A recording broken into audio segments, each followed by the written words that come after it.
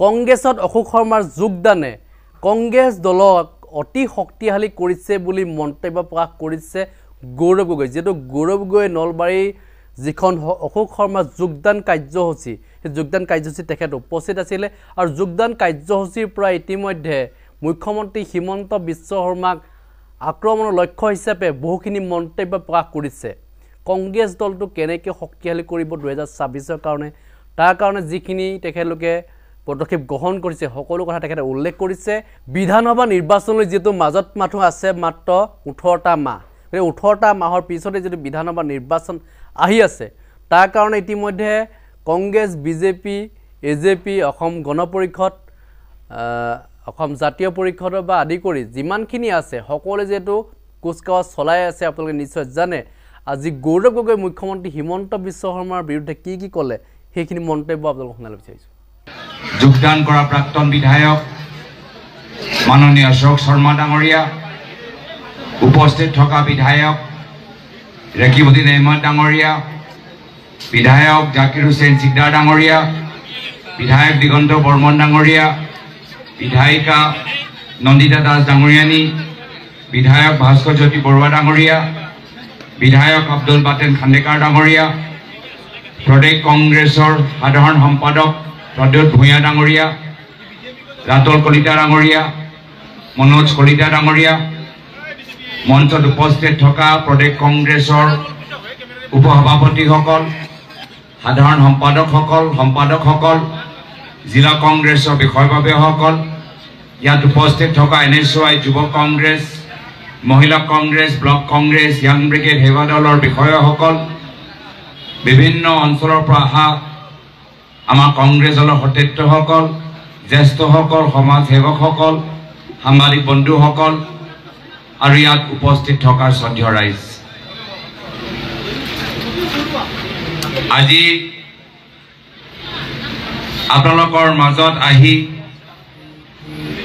মই যথেষ্ট আনন্দিত আজি আমি সকলোৱে ভাৰতৰ ইতিহাস স্মৰণ কৰিছো ভাৰতীয় জাতীয় কংগ্ৰেছ দলৰ ইতিহাস স্মৰণ কৰিছো লগতে ভৱিষ্যত নিজৰ দলটোক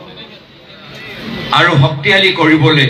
এটা গুৰুত্বপূৰ্ণ পদক্ষেপ আজি আমি হাতত লৈছো আজি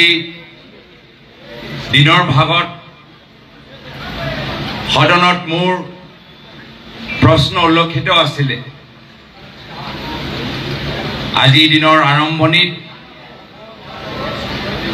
সদনৰ ভিতৰত প্ৰশ্নকালত ৩য় নম্বৰৰ মোৰ প্ৰশ্ন আছিল কিন্তু মই আগতে ভাবিছিলো যে যদিও আজি সদনৰ ভিতৰত প্ৰশ্নকালত মোৰ প্ৰশ্ন উল্লেখিত আছে তথাপিও মই নলবাৰী আহি নিজে নিজ চকুৰে মই অশোক শৰ্মাক মই দলৰ ভিতৰত যোগদান হোৱাটো মই দেখিবলৈ বিচাৰো মই নিজে দিল্লীৰ পৰা নলবাৰীলৈ আহি মাননীয় অশোক শৰ্মা ডাঙৰীয়াক কংগ্ৰেছ দলৰ ভিতৰত মই স্বাগতম জনাবলৈ বিচাৰো আৰু এই নলবাৰী অঞ্চলৰ এটা ইতিহাস আছে এই নলবাৰী মানুহৰ এই অঞ্চলৰ মানুহৰ এটা স্বাভিমান আছে আৰু মই আপোনালোকক কথা দিছো যে যিদৰে যোৱা লোকসভা নিৰ্বাচনত যোৰহাটৰ ৰাইজে নিজৰ স্বাভিমান সুৰক্ষিত কৰিলে আহা বিধানসভা নিৰ্বাচনত নলবাৰী অঞ্চলৰ ৰাইজে নিজৰ স্বাভিমান সুৰক্ষিত কৰে আমাৰ দল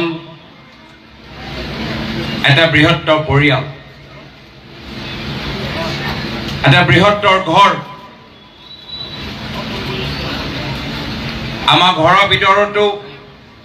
বিভিন্ন মানুহৰ স্থান আছে মৰ্যাদা আছে আমাৰ ঘৰৰ ভিতৰত সকলোৱে যে একে চিন্তা কৰে ৰাজনৈতিকভাৱে হওক সাংগঠনিকভাৱে হওক এইটো কথা নহয় আমি সদায় আলাপ আলোচনা কৰাৰ পিছত এটা সিদ্ধান্ত আমি লওঁ আৰু সেই কাৰণে মই আশা কৰোঁ যে মাননীয় অশোক শৰ্মা ডাঙৰীয়া যেতিয়া আমাৰ ঘৰত আগবাঢ়ি যাব যি সন্মান তেওঁ আগতে নিজৰ পুৰণা দলত পাইছিল তাতকৈ বেছি সন্মান মৰম স্নেহ আমাৰ ঘৰৰ ভিতৰত হ'ব এই ক্ষেত্ৰত মই নলবাৰী জিলা কংগ্ৰেছৰ সভাপতি ৰাতুল পাটৱাৰী ডাঙৰীয়া প্ৰদেশ কংগ্ৰেছৰ সাধাৰণ সম্পাদক প্ৰদ্যুৎ ভূঞা ডাঙৰীয়া এই দুয়োজনকে মই বিশেষভাৱে ধন্যবাদ আৰু কৃতজ্ঞতা জ্ঞাপন কৰিবলৈ বিচাৰিছোঁ এই দুয়োজনে বহল মন উদাৰ চিন্তাধাৰা প্ৰকাশ কৰি নিজৰ ব্যক্তিগত স্বাৰ্থৰ কাৰণে নহয় দলৰ স্বাৰ্থক প্ৰাথমিকতা দি আজি অনুষ্ঠানটো আয়োজন কৰিছে লগতে আমাৰ মনোজ কলিতা ডাঙৰীয়া ৰাতুল কলিতা ডাঙৰীয়া বিভিন্ন আমাৰ জিলা কংগ্ৰেছ ব্লক কংগ্ৰেছে সকলোৱে সহায় কৰিছে যাৰ ফলত মোৰো একে আপত্তি যি আপত্তি আমাৰ প্ৰদেশ কংগ্ৰেছৰ সভাপতি ভূপেন বৰা ডাঙৰীয়াই আমাক জনালে যে আজি এই বিশাল সভাৰ কাৰণে আমাৰ জগাটো অলপ সৰু হৈছে সকলোৱে যে ইমান আগভাগ লৈছে আজি এই সভা কিমান গুৰুত্বপূৰ্ণ আমাৰ মঞ্চত বহি থকা বিধায়কসকলৰ সংখ্যা দেখিলে আমি গম পাই গৈছো আমাৰ মঞ্চত বহি থকা বিধায়কসকলকে আমি ধৰিব পৰা নাই ভালকৈ আমি সন্মান দিব পৰা নাই সময় দিব পৰা নাই সেইটোৱে প্ৰমাণ কৰে যে আজি নলবাৰী জিলাত এইখন সভা এটা ৰাজনৈতিক ভূমিকম্প সৃষ্টি কৰিছে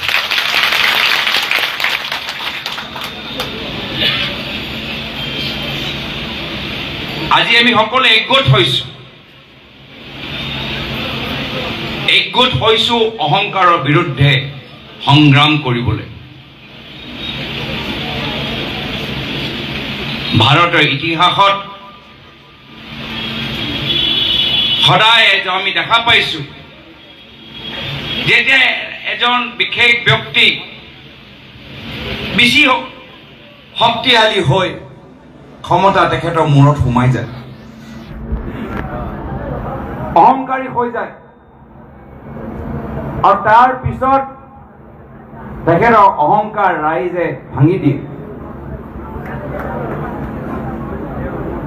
মই ভাবিছিলো যে যোৱা লোকসভা নিৰ্বাচনৰ পিছত অসমৰ ভিতৰত বিজেপিক নেতৃত্ব দিয়া ব্যক্তিসকলৰ অহংকাৰ ভাঙি যাব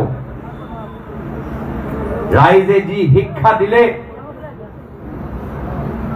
সেই শিক্ষাটো গ্ৰহণ কৰিবলৈ তেওঁলোকে চেষ্টা কৰিব কিন্তু মই দুঃখিত যে যি বাৰ্তা অসমৰ ৰাইজে দিবলৈ বিচাৰিছিল সেই বাৰ্তা এই অহংকাৰী নেতৃত্বৰ ওপৰত তেওঁলোকৰ একো প্ৰভাৱ পৰা নাই সেই একে সাম্প্ৰদায়িক বাৰ্তা সেই একে ধনৰ প্ৰতি লোভ সেই একে জ্যেষ্ঠৰ প্ৰতি অপমান যি কাৰণত তেওঁলোকৰ পৰা ৰাইজ আঁতৰি গ'ল তেওঁলোকৰ পৰা কৰ্মীখিনি আঁতৰি গ'ল আজি সেই কাৰণ এতিয়াও তেওঁলোকৰ নেতৃত্বত আমি দেখা পাইছো আৰু সেই কাৰণে আজি এই সভা মাত্ৰ এটা আৰম্ভণি আজি বহুত মানুহ যি বিজেপি দলৰ ভিতৰত আছে আজি অশোক শৰ্মা ডাঙৰীয়া এই বলিষ্ঠ পদক্ষেপৰ পিছত সাহস পাইছে গম পাইছে যে হয়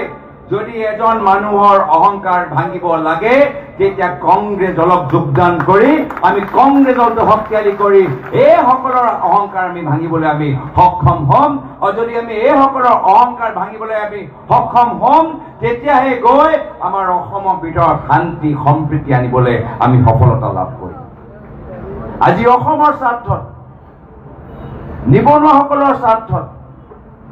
বয়োজ্যেষ্ঠসকলৰ স্বাৰ্থত মহিলাসকলৰ স্বাৰ্থত দুখীয়া মানুহৰ স্বাৰ্থত আমি সকলোৱে একগোট হোৱা প্ৰয়োজন আছে আৰু মই ইয়াৰ পৰা বাৰ্তা দিছো যে যিসকলে অহংকাৰী ৰাজনীতিৰ বিৰুদ্ধে আমাৰ দলটোক যোগদান কৰিবলৈ বিচাৰে তেওঁলোকৰ বাবে আমাৰ দলৰ দুৱাৰ সদায় মুকলি আমি কৰি ৰাখিম আৰু এই কথা মই আগতেও কৈছিলো কি যদি আমাৰ ব্লক কংগ্ৰেছ জিলা কংগ্ৰেছ অনুমতি থাকে তেতিয়াহে গৈ আমাৰ দলটোক বাহিৰৰ পৰা এজন ব্যক্তিক যোগদান কৰিব পাৰিব আৰু তাৰে উদাহৰণ আজি আমি নলবাৰী জিলাত আমি দেখা পাইছো আজি এই মানুহৰ অহংকাৰ ইমান আজি গুৱাহাটী মহানগৰত আমি অৱস্থা দেখা পাইছো অলপ দিন আগতে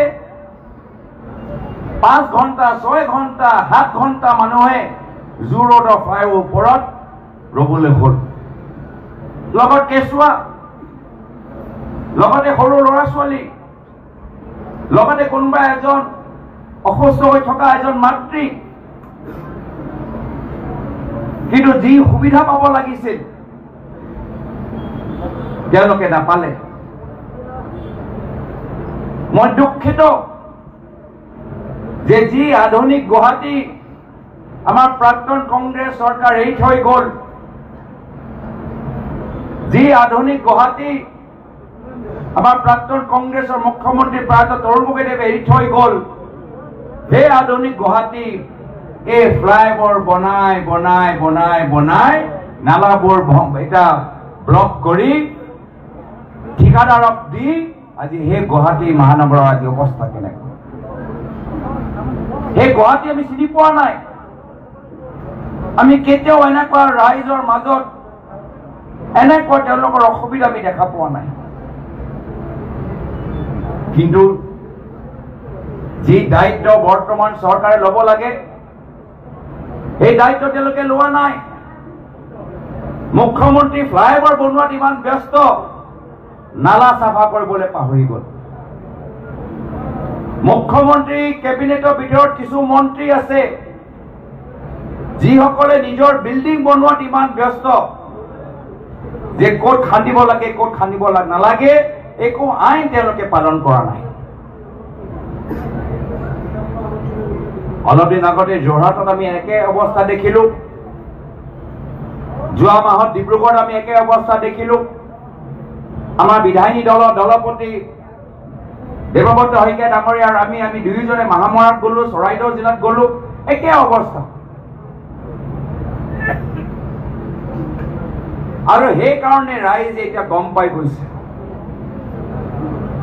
যে যেতিয়ালৈকে ৰাজনীতিক আমি সেৱা কৰা মানুহক আগবঢ়াই লৈ নাযাওঁ তেতিয়া হলে এই সুবিধাবাদী মানুহবোৰ ৰাজনীতিত সোমাই আমাৰ অসমখন ধ্বংস কৰিব আৰু সেইকাৰণে আজি কংগ্ৰেছ দলৰ ভিতৰত অসমৰ ৰাজনৈতিক পৰিৱেশত আমি ভাল মানুহ আহত বিচাৰো সমাজ সেৱকসকলক আহত আমি বিচাৰো নৱ প্ৰজন্মক আহত আমি বিচাৰো আৰু মই আশা কৰো যে আজি অশোক শৰ্মা ডাঙৰীয়াক দেখি বহুত মানুহে বিভিন্ন জিলাত আমাক যোগদান কৰিবলৈ আৰম্ভ কৰিব